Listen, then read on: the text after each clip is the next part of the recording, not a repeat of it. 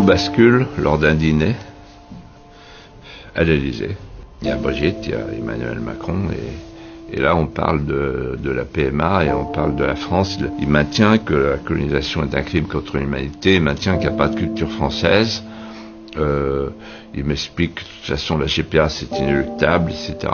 L'euthanasie et tout ça. Donc je lui dis, vous êtes en train de détruire la société, Emmanuel. Donc je vous laisserai pas faire. Je lui dis, en fait, vous avez réalisé la dernière étape dont parle Jean Monnet dans sa conclusion. L'Europe de demain, l'Europe unie, ne sera qu'un palier pour aller vers la gouvernance mondiale. Il me dit oui, je pense. Je le découvre tel qu'il est, européiste, c'est-à-dire il veut plus de la souveraineté française. Il n'y croit plus. Mondialiste.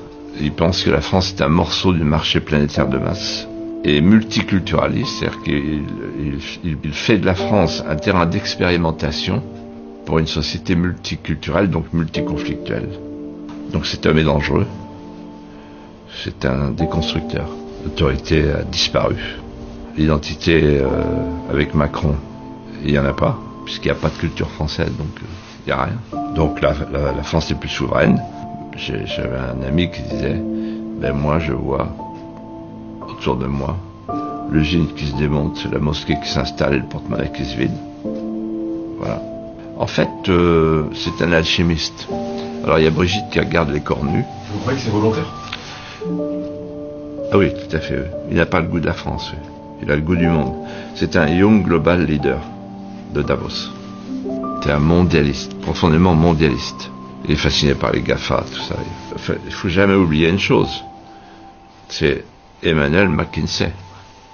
Quand on disait, pour arrêter la pandémie, il faut rétablir les frontières, il disait, le virus n'a pas de passeport. Le passé récent a démenti tout ce que croyait et contredit tout ce que croyait Macron. Le retour du tragique, la frontière, la souveraineté, l'interdépendance, le doux commerce, ça c'est fini. Il a tout faux en fait. Je voyais très bien ce qui se passait. Le chat jouait avec la souris, mais la question c'est de savoir qui était la souris. Qui est la souris? Le chat c'est moi. Et quand je dis la souris, c'est un souriceau. C'est un enfant. Il me rappelle le mot de l'Ecclésiaste, malheur au royaume dont le prince est un enfant. La caractéristique d'un enfant, c'est qu'il joue, il parie, et en même temps, il casse son jouet. Donc je l'ai observé, je l'ai accompagné, je vais vous faire une confidence, il m'a toujours amusé. Sauf que maintenant il m'amuse plus parce qu'il est en train de détruire la France. Il suffit de voir son meeting, le dernier meeting. On est dans une mise en scène. La presse a dit Super Bowl, c'est ça. Alors il va d'un prompteur à l'autre. Un mec qui au bout de 5 ans a été président de la République et qui a 4 prompteurs, dont un où il dit Brigitte, sur sa femme, il dit le prompteur. Donc il n'y a pas un brin de spontanéité en fait. Mais c'est McKinsey Saint-Simon. Oui, le saint-simonisme, j'ai appris ça à l'ENA. La doctrine de Saint-Simon qui dit il faut substituer à l'administration, au gouvernement des hommes l'administration des choses. C'est le scientisme.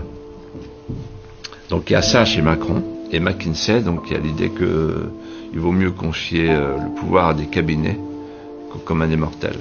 Mais la première chose qui m'avait frappé quand je l'avais vu pour la première fois, c'était son côté enfantin, prime sautier. Et il m'a dit, je prends mon risque. C'est pas une formule normale, ça. Je prends mon risque. C'est une formule de parieur. Si vous voulez, il me prenait pour un mohican. Il cherchait la plume.